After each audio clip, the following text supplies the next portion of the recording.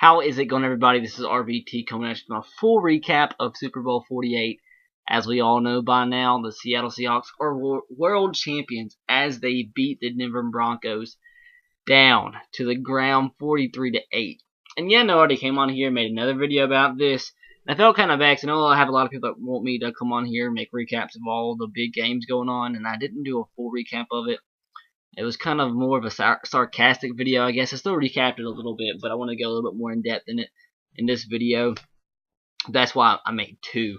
I made the two, and the game was 36. The first one when the game was 36-0. But regardless, the Seattle Seahawks win this game 43-8 and are Super Bowl champions. Their first ever Super Bowl in franchise history, and who would have thought that the first quarterback to lead the Seahawks to a Super Bowl victory would be 5'11"? Not me. I remember watching in person Russell Wilson at the Senior Bowl, thinking, man, this guy was a great college quarterback, but he doesn't look like he has what it takes. Didn't look too good at the Senior Bowl, and man, was I wrong. The guy is he's just a winner. That simply put, he's a winner. Doesn't matter how short you are. Doesn't matter what everybody says about you. Guy goes out there and helped his team. I know that it's a team performance, but he helped lead his team to a Super Bowl. What a great season for the Seahawks, and congratulations on that. I know you guys are ecstatic. Don't know how it feels for my team to win a Super Bowl. The Tennessee Titans have not won a Super Bowl. That's for sure, but it's got to be a great feeling. So congratulations, Seahawks. So let's get into the game a little bit. As we all know, the fastest score in Super Bowl history. Within, I think, 10 seconds, the Broncos had a safety. Manny Ramirez, Manny being Manny, snapped the ball over Peyton Manning's head when he was not expecting it, and goes in the back of the end zone, recovered by the Broncos in the end zone for a safety. And from then on, it was smooth sailing for the Seahawks. The Denver defense was playing pretty tough early on when they kept turning the ball over, not doing anything on offense. They were allowing Seattle just to field goals when they were getting great field position. And then they scored a touchdown, and just from then on, just tailed off 22-0 at halftime. And the Broncos were hoping to come out, make a big stop, and have a chance to make somewhat of a comeback, with it only being 22-0. But Percy Harvin comes out, brings I believe it was 100. I'm not sure the exact yards, but brought the opening second half kickoff back for a touchdown to put the heart in the daggers of the Broncos fans. At that point, it's 29-0, and there was no looking back after the safety, really. Malcolm Smith had an early interception return for a touchdown, which I wouldn't say is necessarily Peyton's fault. He was hit. The defensive line of the Broncos the offensive line of the Broncos was getting demolished by the Seahawks. Cliff Averill had a great game. I didn't look at the MVPs. I'm sure he got defensive MVP. He was playing great, but he created that interception return for a touchdown by Malcolm Smith. He played great. He kept getting to Peyton. He's helped create havoc the whole game, so he played great. The Seahawks defense just played great as a whole. The offense, the Broncos struggled mightily from the start and never got a groove, and they just played horrible. The defense of the Broncos was put in so many bad positions, and it just went all downhill after that initial safety.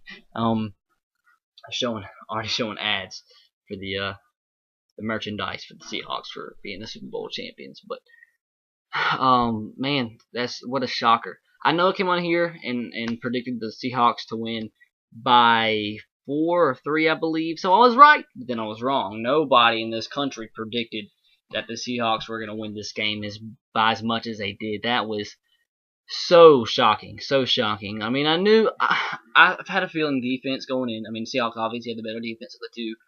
Defense normally wins in games like these. We all know how explosive the Broncos' offense has been all throughout the season. I had a feeling the Seahawks were going to do something big in this game, but not this big. I mean, frick. Hopefully Richard Sherman's okay. He got hurt later on in the game. They're about to do the trophy presentation. I'm going to try to pay attention a little bit as I'm talking here to see who wins MVP. I have bad vision, so I might not be able to see it. But Russell Wilson did, just like I said, he did what he had to do to win. Didn't turn the football over. I'm not even sure the Seahawks had to turn over the whole entire game. Yeah, it was 4 turnovers for the Broncos, none for the Seahawks. So that's another big reason why they were so effective and won this game by so much. Russell Wilson ended up 18-25, 206 yards, 2 touchdowns, no picks. Peyton Manning was 34, 49, 280 yards, a touchdown, and 2 picks. And the Broncos obviously didn't get anything going in the running game. Even when obviously they couldn't try later on when they were down by so much. But the one play that sticks out in my mind the whole entire game was when the Broncos were down 29-0. They were driving down the field, and they were in plush territory. I mean, they weren't necessarily driving, but there was 3rd and 10. They're down by 29, I believe the 40-yard line of the Seahawks, and they run a draw play. Time's running out. You're trying to come back from a 29-0 deficit, and you run the ball in 3rd and 10 on a draw play. What the frick? That was the stupidest call I've seen in a long time, and I've seen some pretty stupid calls. But speaking of calls, penalties were pretty balanced. A pretty good officiated game. Didn't see many missed calls. Maybe the pass interference. It could have been pass interference on, who was it? Julius Thomas. That was right before the Broncos went for it on 4th down and didn't convert. That pass was actually touched by Cliff Averill, which allowed it to not be caught by a Broncos receiver. But yeah, before that, kind of could have been argued that it could have been pass interference. But then earlier on, when Russell Wilson was running for that for the 1st down marker, I believe that was a 1st down. That could be argued either way, but they ended up getting a field goal out of it. But regardless, there was nothing they could do. It didn't really matter because frick, they won the game 43-8. I mean, it was what a crazy game. But I mean, just completely dominated by the Seahawks, and I bet a lot of people that was being pretty ignorant in the comment section of that preview video. It feels pretty stupid. I had a lot of people calling me a Broncos hater, calling me stupid for predicting the Seahawks to win. No, I like Peyton Manning. I have nothing against the Broncos. That's who I thought was going to win, and I proved to be kind of right. So I guess I'll leave it at that. Congratulations, Seahawks. Let me get to the final stats real quick. The first my apologies. The first touchdown was the Marshawn Lynch run, and the Malcolm Smith interception return came after that. But if I'm not mistaken, that Marshawn Lynch touchdown run came after a Peyton Manning interception. So I believe both interceptions by Peyton Manning turned out to be pretty huge, and only one of them was really his fault. That was a really bad pass, but he wasn't on mark all night. They couldn't run the ball. The offensive line was bad. The receivers were off. Demaryius Thomas fumbled when they were trying to get something going. It's like everything went wrong for the Broncos offensively, and just about everything you could think of defensively. Missed tackles. It was just a bad, horrible game. Seemed really poorly prepared, and it's sad. It was embarrassing for the Broncos players, organization, fans. That's embarrassing. And it's bad for the advertisers that paid so much money in the 3rd and 4th quarter to have their product or whatever advertised in a commercial. And about, I would say, at least 40% of the viewing population had turned off the game and switched to something else because it was such a blowout. But congratulations, Pete Carroll, just a couple years in the league after returning coming from USC. And he's proven it. He's won a college national championship and a Super Bowl ring in the NFL. So great coach. Crazy to believe he's the 2nd oldest NFL coach. So crazy. But you got to think about that. The Seahawks scored on a safety, scored on a rushing touchdown, scored on a passing touchdown, scored on an interception return for a touchdown, and scored on a kickoff return for a touchdown. So if I'm not mistaken, I saw a stat that's the first time that's ever happened in NFL history. I'm not sure if that was NFL history or NFL history in the Super Bowl. So that's that. I believe Russell Wilson won MVP. But Percy Harvin, wow, he saved a great. He's had a perfect opportunity and saved his best performance of the season, his only healthy performance really of the season, to the last game. And I mean, he put it on the line when it mattered. Kickoff return for a touchdown, had one of the first big play of the game off that jet sweep. I mean, you see why he's as highly coveted by players in the NFL as he is. He's so explosive, and I mean, he's been a bit missing link by the Seahawks all season long. And just picture how good the Seahawks would have been all throughout the season if they had him healthy, which I believe he will be healthy next season. I mean, he's been hurt all throughout the season. Maybe he'll come back strong next year. I mean, that's not a for sure thing because how injured he's been, but if he's healthy, the guy's absolutely dangerous, and we know why they paid that much money. for Percy Harvin because he's such an explosive athlete. But a great game by him. 4 touches over 100 yards and a touchdown when coming off, obviously, on that touchdown. I mean, that kickoff return for a touchdown. Percy Harvin actually led Seattle in rushing over Marshawn Lynch because he had that one big 30-yard rush. That was the first big play of the game. But final stats, and I'll leave it at this. Total yards was in favor of Seattle, 341 to 306. They had 206 passing yards to 279, 135 rushing yards to only 27 of Denver.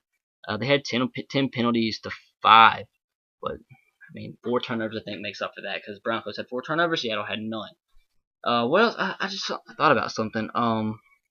Oh, I remember hearing Peyton Manning say, if No-Show Marino is getting all the hype after the game, getting all the publicity, that's going to be a good thing because that means we ran the football well. And if we run the football well, we have a great chance to win. And we have to win the football well to have a good chance to win. And they definitely did not. They couldn't get anything going all game long. They couldn't hold on to the football. Peyton Manning wasn't playing well. It was just a horrible performance from 10 seconds into the game with the safety. But in individual stats, Russell Wilson, 18 to 25, 206 yards, 2 touchdowns. Already told you Peyton's, but it's 34, 49, 280 yards, a touchdown, 2 picks. Percy Harvin, 45 yards rushing. Marshawn Lynch had 39 and a touchdown. Russell had 26 yards and 3 carries, and Robert Turman had 25 and 9 for Denver. No-Show Marino had 5 for 17. Anderson had 2 for 9. Monte Ball had 6 carries for 1 yard, and Peyton had 1 for 0. Demaryius Thomas had 13 receptions for 118 yards, but that one fumble ended up being huge. He had the one sole touchdown in this game. Wes Welker had 8 for 84. Leading receivers for Seattle, Doug Baldwin, 5 for 66 and a touchdown, and Jermaine Kearse, 4 for 65 and a touchdown. And then, like I said, Peyton Manning fumbled the ball once. Manny Ramirez fumbled the ball once. No-Show Marino. Well, the fumble, Manny Ramirez obviously was the safety.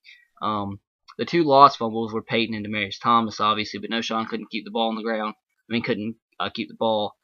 And that is that. I think I'm going to leave it at that. Just a great performance by the Seahawks. Just completely dominant. One of the most dominating Super Bowls in a long, long time. I think just last year, the Super Bowl wasn't too close. I mean, the Baltimore Ravens beat the 49ers last year by a good bit.